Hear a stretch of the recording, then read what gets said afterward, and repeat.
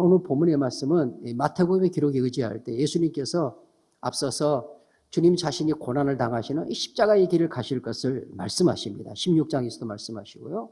17장에서도 말씀하시고, 그리고 오늘 본문인 말씀 바로 앞에 20장 17절 19절 말씀에서도 주님이 이렇게 말씀하셔요. 19절 말씀에 기록하면 이방인들에게 넘겨주어 그를 조롱하며 채찍질하며 십자가에 못 박게 할 것이나. 이 주님께서 그 십자가의 고난의 길, 죽음의 길을 가실 것을 마태의 기록대로는 세 번째 주님께서 미리 예고하시는 거예요. 그리고 이제 뒤이어지는 말씀 속에서는 예수님께서 그 십자가의 길, 그 죽음의 길을 가시기 위해서 21장의 말씀에 가면 예루살렘에 입성하시면서 우리가 말하는 고난주간의 한 주간을 말씀을 통해 만나게 됩니다. 그러니까 오늘 함께 하신 이 교독하신 20장 20절 28절 말씀, 뒤이어지는 말씀은 그렇게 예수님께서 십자가의 고난의 길을 가실 것을 말씀하시고 예루살렘에 입성하기 그 직전, 그 사이에 오늘 본문의 말씀이 위치하고 있습니다. 오늘 보는 성경 말씀 보시면 오늘 20절 말씀 우리 같이 한번 읽어보실까요? 20절 다 같이 시작. 그때 세베대 아들의 어머니가 그 아들을 데리고 예수께 와서 절하며 무엇을 구하니? 아멘. 그래서 이 세베대 아들들의 어머니가 예수에 나와 절하면서 이미 마음에 쭉 품어왔던 것, 지금 간절히 원하고 바라는 것, 그것을 예수님께 이야기합니다. 성경 기록한 것처럼 예수께 나와서 엎드려 절하면서 무엇을 구하고 있습니까? 21절 말씀에 예수님이 물어보죠. 왜 왔냐? 무엇을 구하느냐? 그러니까 나의 이 두 아들, 주님 아시잖아요. 주님 가장 가까운 측근인 거. 이 두 아들들 주의 나라에서 주님이 왕이 되셔서 사실 그 나라에서 하나는 좌편, 우편, 좌우의 기둥이 되게 해 주십시오. 이렇게 요청을 한 겁니다. 주님께 나와서 하나는 좌편에 하나는 우편에 으뜸이 되는 자리, 힘 있는 자리, 높은 자리, 섬김을 받는 자리, 섬기는 자리가 아니라 섬김을 받는 자리, 그 자리에 내 아들들 10명의 제자도 나도 거기 있게 해주십시오. 이렇게 구하는 거예요. 여러분, 세베대의 아들들의 어머니가 우리 모든 어머니들이 하나님 앞에 드리는 기도 아닌가요? 하나님, 우리 아들, 우리 딸, 우리 손자, 우리 손녀 잘 되게 해주세요. 형통하게 해주세요. 그것을 구하니까 주님이 하시는 말씀이 그래 내가 그거 줄게 이렇게 말씀하시는 것이 아니라 아니야. 너희들은 이런 식으로, 즉 다시 말하면 이방의 권세자들이 더 큰 힘, 더 큰 권력, 더 높은 자리, 더 큰 것, 더 자랑스러운 것, 더 힘 있는 것, 그것을 구하고 그것을 얻어 그것으로 모든 사람으로 높임받고 존경받고 섬김을 받는 것을 구하는 것과 같이 너희도 그렇게 똑같이 그것을 구하면 아니지, 아니야, 안 돼라고 말씀하시는 거예요.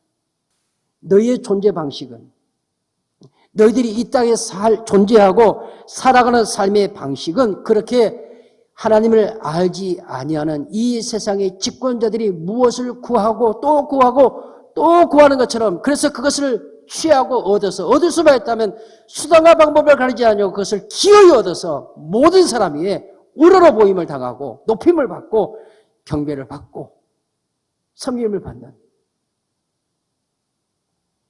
그런 삶이 너희가 이 땅에서 존재하고 살아가야 할 삶이 아니야, 이렇게 말씀하고 계시는 거예요.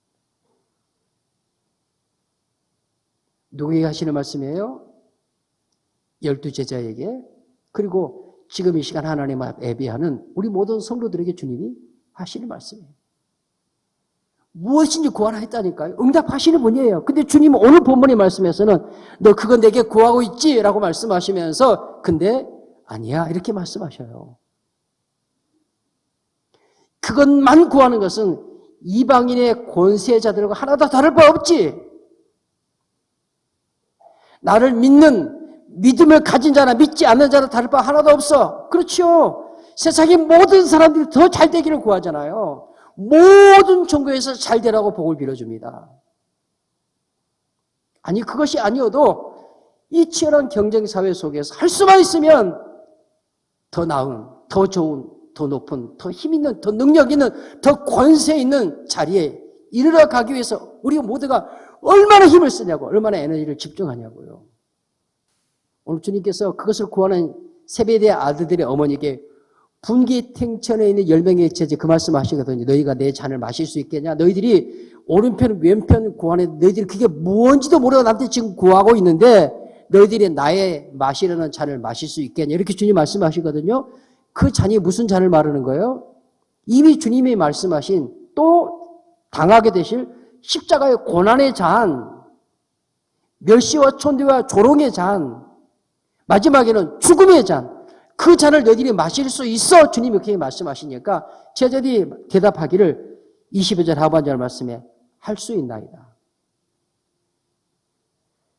성경 말씀을 살펴 후에 오늘 주님이 말씀하시는 그 섬김이 무엇이고 그 섬김이 천국에서 해와 같이 빛나는 것이 무엇인지를 깨달은 후에 베드로는 전해지는 대로는 순교의 죽임을 당하는데 십자가에서 주님이 매달린 것과는 똑바로 죽을 수 없습니다. 그래서 거꾸로 매달려 죽임을 당하고 야고보는 그 몸이 톱으로 켜짐을 당하여 죽임을 당하고 스데반은 돌에 맞아 피투성이가 되어서 죽어가고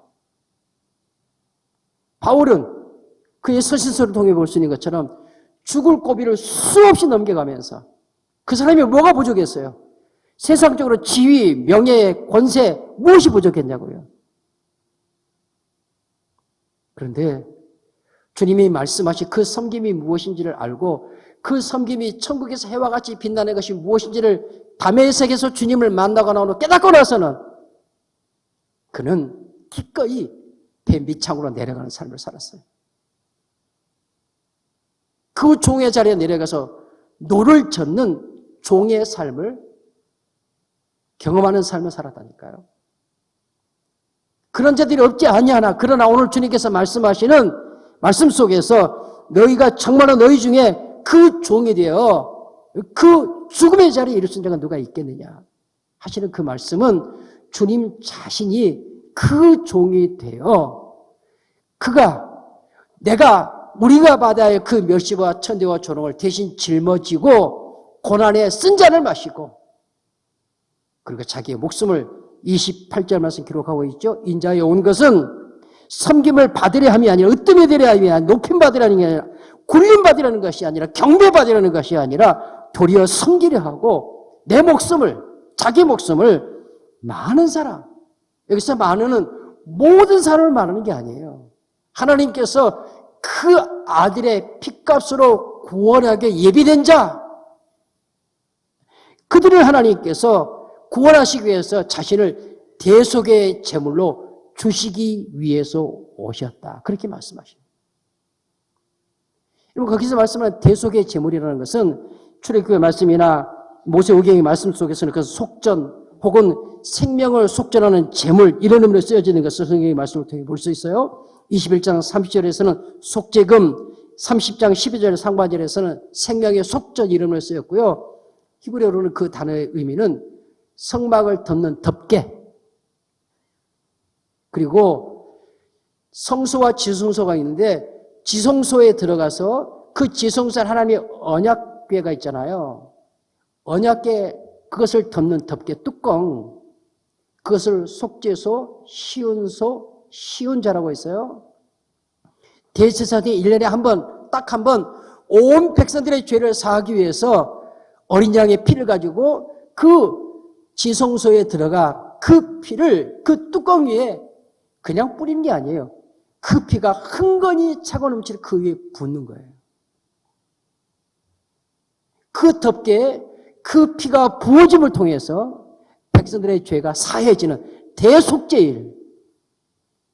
오늘 말씀 속에 주님께서 대속물로 주려 하심이라고 말할 때는 바로 그 대속물, 내가 어린 양의 피, 그 피가 언약궤 속죄소 그 시온소를 피로 흥건히 적셔서 온 백성의 죄를 사함받게 했던 것처럼 그 속죄의 제물로 나를 너에게 주기 위하여 내가 왔다. 그렇게 주님 말씀하시는 거예요. 혹 주님을 닮음으로 스데반 것처럼 돌에 맞아 죽는 죽음의 자리에 이르는 자가 있다 할지라도 그 죽음은 대속의 죽음이 아니에요. 우리 주님께서 말씀하시는 그 섬김, 28절 말씀에 인자에 온 것은 섬기러 왔는데 그 섬김은 어떤 섬김입니까? 세상이 말하는 윤리와 도덕의 차원의 섬김 아니에요. 모든 종교가 다 착하게 살아라, 바르게 살아라, 반듯하게 살아라. 신불시간에 떠나서 그 마음에 그래도 양심에 살아있는 사람들이 사람이 양심이 있어야지 말이야. 그렇게 살아요. 예수 안 믿는 사람도 그렇게 살고 그러는데 우리 여러분 믿는 우리는 더 말할 필요가 뭐가 있겠어요? 신호도 더 잘 지키고 더 양심과 바르고 정직하게 살아야죠. 그게 필요하지 않다는 게 필요해요. 필요해요. 그것마저도 부족하니까 세상 사람들이 우리에게 예수 믿는 사람들이 이런 말 하는 거 아니에요. 교회는 그런 말 하는 거잖아요. 근데 주님께서 말씀하시는 섬김은 그런 차원의 섬김 말씀하는 거 아니라니까요. 그게 필요 없다는 게 아니라 여러분 그런 차원의 섬김 모든 종교에 다 말해요. 모든 사람이 이구동성하는 말이라니까요. 네, 오늘 본문의 말씀, 주님이 말씀하시는 섬김은 하나님의 말씀인 성경에만 있는 섬김이에요. 그리고 그 섬김은 오직 섬기러 오신 우리 주님만이 내어놓은 섬김이에요. 어떤 섬김? 자기의 목숨을 대속의 제물로 내어주신 섬김. 그 섬김. 우리 주님은 마태복음 18, 19, 20장을 기록하면서 계속해서 천국에 대해서 가르치셨어요. 누가 천국에서 큰 잡니까? 이렇게 물어봤거든요. 17, 18장에서. 예수님께서 그래 천국이 이런 사람의 큰 것이 그렇게 말씀하는 것이 아니라 너희가 어린 아이와 같지 아니하면 천국 못 들어가 그렇게 말씀하셔요. 누가 크냐고 물어봤는데 천국 못 들어가 어린아이와 같지 아니하면 그렇게 말씀해요. 19장의 말씀 역시 마찬가지예요. 사람들이 어린아이를 예수님께 데리고 오니까 제자들이 뭐라 그래요? 물러가라! 어린아이들 올 것이 아니야! 그러니까 예수님 뭐라 그러셔요? 아니야! 어린아이들이 내게 오는 걸 용납하고 금하지 말라. 천국이 이런 자의 것이니라 그렇게 말씀하시거든요. 그때 어린아이라는 그 말씀이 마태는 7살 이하의 어린아이를 의미하는 단어를 썼고 누가는요 젖먹이 갓난아이를 의미하는 단어를 썼어요. 어쨌든 이 어린아이는 스스로 그 부모의 도움이 아니야. 그 부모의 품을 떠나면 생명 자체가 위태로운 존재 자체가 불가능한 그런 지극히 연약한 자. 그래서 절대적인 부모의 도움, 절대적인 어머니의 품을 의존할 수밖에 없는 그 어린아이를 주님이 예를 들면서 그 갓난아이가 어머니의 품에 의지할 때에만 생명을 얻을 수 있음 같이 너희가 나와의 절대적 의존 관계에 있어야만 너희들이 어린아이보다 더욱더 나를 의존하는 그 절대적 의존을 통해서 너희가 천국에 들어가는 거야. 그리고 그 나라의 삶을 사는 거야. 주님이 그거 가르치셨거든요. 오늘 본문의 말씀 주님께서 그 말씀이 연장으로 말씀하시는 거예요. 내가 너희를 섬겨주고 너희가 나의 섬김, 어떤 섬김이요? 자기의 목숨을 대속의 제물로 내어주신 그 섬김을 받아야 너희가 천국에 들어가. 그 섬김을 통해서만 하나님 나라에 들어간다니까. 그 섬김을 통해서만 영생을 얻어. 그 섬김을 통해서 그의 나라에 들어간 자가 그의 나라에서 영생 복락을 누리게 되는 거야. 그러니 이 섬김은 세상 그 어디에서도 어떤 종교에서도 어떤 윤리와 어떤 도덕에서 찾을 수 없는 주님만이 내어놓는 섬김이고 주님만이 하시는 섬김이에요.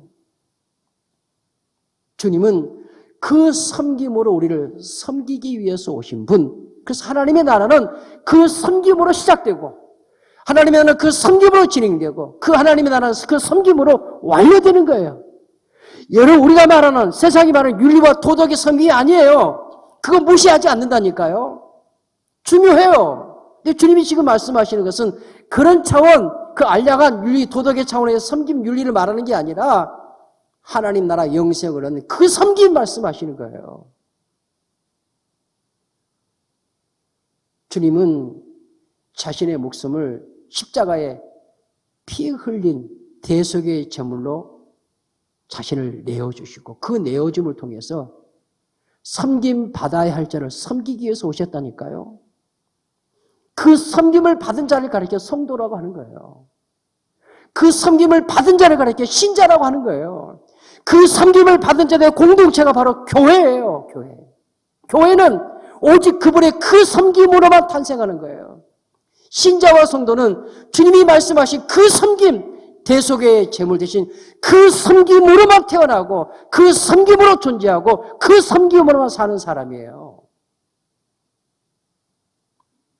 그 대신 자신은 뱀 밑바닥에 내려가서 아무 죄도 없지만 천지와 만물의 주인이시지만 아무 힘도 없는 가장 무력한 자가 되어서 그 뱀 밑창에서 노를 젓고 마침내는 채찍에 맞아 죽어가는 그 종으로 자신을 내어주시는 거예요. 무엇을 구하는 세베대 아들들의 어머니, 분기탱청하는 제자들에게 주님 말씀하셔요. 나는 너희를 섬기기 위해서 왔다. 주님이 베드로에게 그렇게 말씀하신 마지막 6월절에서 베드로의 발을 씻기는 게 제대로 뭐라 그래요? 주님 절대 내 발을 못 씻어요. 그건 종들이 하는 일인데. 주님 뭐라고 말씀하셔요? 아니야. 베드로야, 내가 네 발을 씻어주지 않으면 너와 나와 아무 상관이 없어. 무슨 말씀이에요? 네가 나의 섬김을 받아야 너는 내 생명을 소유하고 나의 나라에 들어올 수 있어. 씻김 받지 않으면, 섬김 받지 않으면 하나님 나라 들어올 수 없어. 사랑하는 믿음의 식구들, 주님께서 내게 베푸신 그 섬김을 우리 주님께로부터 받으셨습니까? 받으신 은혜가 우리에게 있어서 이 예배의 자리에 나와 계신 줄로 믿습니다. 할렐루야. 그 섬김으로만 하나님의 자녀 된다니까요. 그 섬김으로만 성도 된다니까요. 그 섬김으로만 하나님 나라 천국의 영생에 들어가서 그 나라를 누리는 거예요. 여러분 계시록의 말씀에 가면 주님께서 마지막 어린 양 혼인잔치를 말씀하시는 말씀 가운데 19장 7절 8절 말씀, 특별히 8절 말씀에 그래요. 그에게 빛나고 깨끗한 세마옷을 입도록 허락하셨으니, 빛나고 깨끗한 세마옷을 입도록 허락하셨으니 이 세마옷은 성도들의 옳은 행실이로다 그러거든요. 근데 그 행실이라는 그 단어가 윤리와 도덕의 행실을 말하는 게 아니에요. 여러분이 얼마나 착하게 열심히 헌신하고 봉사하고 충성했냐, 중요하지 않다는 말이 아니에요. 근데 그것 가지고 어린 양의 신부의 자리가 되어 혼인잔치에 들어가는 게 아니라고 말씀하셔요. 그 성도의 옳은 행실은 하나님께서 입혀주신 그 행실이라는 단어가 헬라어로는 하나님의 의예요. 하나님의 위엄, 하나님의 권능으로 우리에게 입혀주시는 하나님의 의. 단어가 그거예요. 그걸 우리 단어로 행실을 그렇게 번역을 했어요. 하나님께서 그 권능과 그 사랑으로 어떻게 우리에게 그 옷을 입혀주어요? 아들의 피 흘림을 통해서 그 피 흘림의 옷을 입은 자, 거룩하게 하는 옷을 입은 자, 구원의 옷을 입은 자, 의롭다 함의 옷을 입은 그 사람, 누가 입는데요? 하나님께서 입혀주신다고 성경이 기록해요. 하나님께서 입도록 허락하셨으니, 그래서 입혀준 그 사람, 그가 신랑이 되신 주님을 맞이할 신부가 되어 어린 양의 혼인잔치에 참여하고 혼인잔치의 기쁨을 누리겠다는 것을 말씀하셔요. 사랑하는 믿음의 식구들, 주님이 우리에게 주는 섬김은 그 섬김이에요. 우리 이웃들에게 여러분 선행을 많이 베푸십시오. 음식도 나눠주시고 그들의 필요도 채워주시고 삶 속에서 모두가 다 그렇게 원하는 도덕과 윤리의 삶도 잘 행하시길 바랍니다. 할렐루야. 예수님이 우리가 더 잘해야죠. 더 열심히. 근데 지금 성경이 말하는 것 그 섬김 아니라니까요. 주님만이 내어놓는 섬김. 그 섬김 아니면 영생의 길이 없어요. 그 섬김 아니면 천국에 들어갈 수 없어요. 그 섬김을 통해서 옷 입지 않으면 신랑 되신 주님을 맞이할 신부의 자리에서 혼인잔치에 참여할 수 없다니까요. 우리 하나님께서 우리 성도들 한 분 한 분에게 우리 주님이 그 섬김으로 나를 섬겨주시고, 그래서 내 입을 열어 예수를 나의 주님이라고 고백하고 이 예배의 자리에 나와 나를 섬겨주신, 자기의 목숨을 대속의 제물로 주셔 섬겨주신 그 주님 은혜에 감사와 감격하여 우리 하나님 앞에 높여 경배하는 이 예배의 자리에 계신 줄로 믿습니다. 할렐루야. 그러면서 주님이 베드로에게 그러셨죠. 내가 너의 발을 씻겨주는 것은 너도 가서 이와 같이 행하게 하려 함이니라. 무슨 말씀이에요? 성도인 우리, 하나님의 자녀로 부름받은 우리, 주님의 그 섬김을 받은 우리가 내어놓아야 할 섬김이 있어요. 우리가 내어놓아야 할 섬김이 있다니까요. 그 섬김이 뭐예요? 빵 주는 것, 옷 주는 것, 육신의 필요를 채워주는 것, 그거 있다니까요.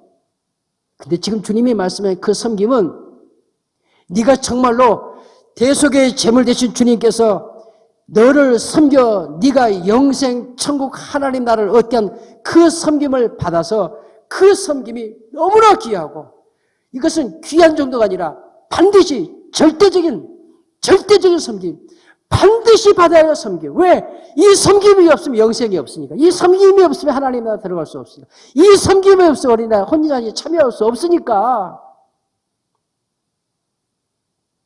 내가 이 섬김을 받고 보니 너무나 중요하고 너무나 복된 것이어서 내 사랑하는 자녀들, 골드 친척들, 내 소중한 이웃들, 그들도 주님께로부터 그 섬김을 받을 수 있도록, 내가 섬기는 것은 내가 그를 섬겨 나의 주려고 주는 게 아니라, 빵 주고 떡 주는 게 아니라 내가를 섬겨준 그 주님의 섬김을 그 형제도 그 자매도 받을 수 있도록 그를 섬겨 주님 앞에 데려와, 주님 이 사람도 나를 섬겨주시니 그 주님의 섬김을 받을 수 있게 해주세요. 그렇게 섬기는 그 섬김이 성도와 교회가 내어놓아야 할 섬김이라는 것을 말씀해요. 천국의 새같이 빛나는 섬김은 바로 그거예요. 다니엘서 12장 3절 하반절 말씀에 가면 이렇게 말씀에 기록해요. 많은 사람을 옳은 대로, 여기서 옳은 대 역시 마찬가지로 하나님이 의의 옷을 입혀주시는, 구원의 옷을 입혀주시는 그 주님께로 돌아오게 한 자는 별과 같이 영원히 빛나리라. 어디에서? 천국에서. 사랑 믿음의 식구들, 주님의 그 섬김이 아니면 우리는 성도로 존재하지 못해요. 성도는 그 섬김으로만 지음받은 자요, 존재하는 자요, 이 땅에 살아가는 자입니다. 그 섬김으로만 천국 영생에 들어가고 천국 영생을 누려요. 우리도 섬김을 내놓아야죠. 그 섬김은 나를 섬기신 그 주님의 섬김을 내 형제 자매도 받도록,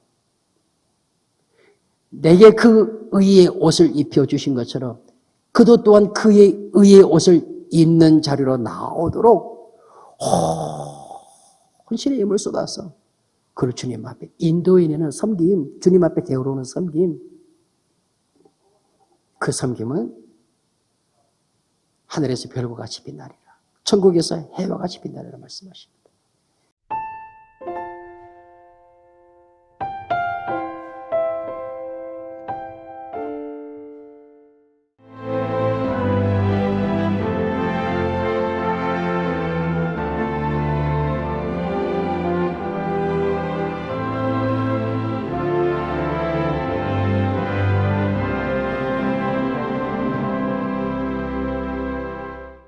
만약 섬에 색을 입힌다면 어떤 일이 생길까? 섬의 변신, 마음도 상쾌하다. 보라색 여행. 마음이 설레는 노란색 여행. 내 마음에 주는 선물, 주홍색 여행. 또 다른 나를 발견하는 행복 여행. 신안군.